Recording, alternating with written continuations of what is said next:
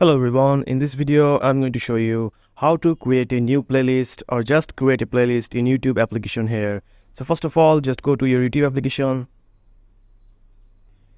After opening the YouTube here, you just need to choose the video that you want to add in your playlist here. So if I want to create a playlist with this video here, you just have to tap on the right corner of the three dot menu here, as you can see in the right corner. Tap on it. And here you will find the option called Save to Playlist here. So just tap on the Save to Playlist here.